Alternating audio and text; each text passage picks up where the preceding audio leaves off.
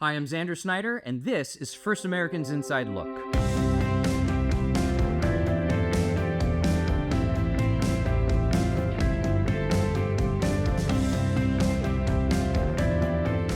There's no way around it. Commercial real estate transaction volume was slow in the first quarter of this year.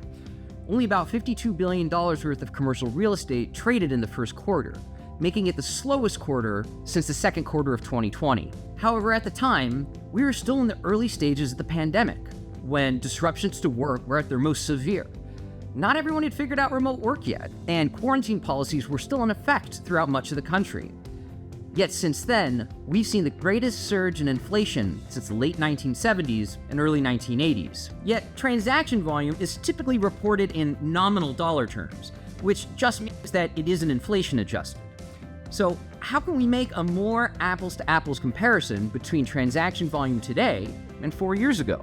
One way to factor out inflation when making comparisons to prior time periods is to look not at the total value of properties traded, but at the total quantity of space. Measuring space instead of dollars also better accounts for new construction that's been delivered between 2020 and today. Unfortunately, the story doesn't get any prettier when you measure space instead of dollars. In the first quarter of 2024, approximately 245 million square feet of non-residential commercial property was traded, compared to 212 million square feet in the second quarter of 2020. Though this represents a 16% increase, all of that increase came from higher retail property sales. There were fewer square feet of both office and industrial traded in the first quarter of 2024 than in the second quarter of 2020, but a nearly 3-time increase in the quantity of retail space traded, from 30 million square feet in the second quarter of 2020 to 81 million square feet last quarter. Now, the numbers that I just mentioned did not include multifamily properties, since multifamily properties are typically measured in terms of units rather than square feet, although this is context dependent.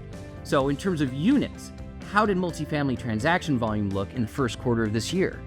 In the first quarter of 2024, roughly 84,000 apartment units were transacted, compared to 102,000 units in the second quarter of 2020, a nearly 20% reduction from a time when it was extremely difficult to get work of almost any sort done.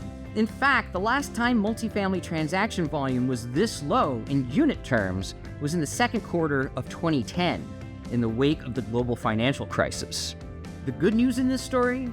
Well, at these levels, we're probably at or close to a trough. Transaction volume will likely pick back up towards the end of this year, and that will certainly be aided by any interest rate cuts that might materialize. Thanks for watching this edition of The Inside Look. We'll see you next time.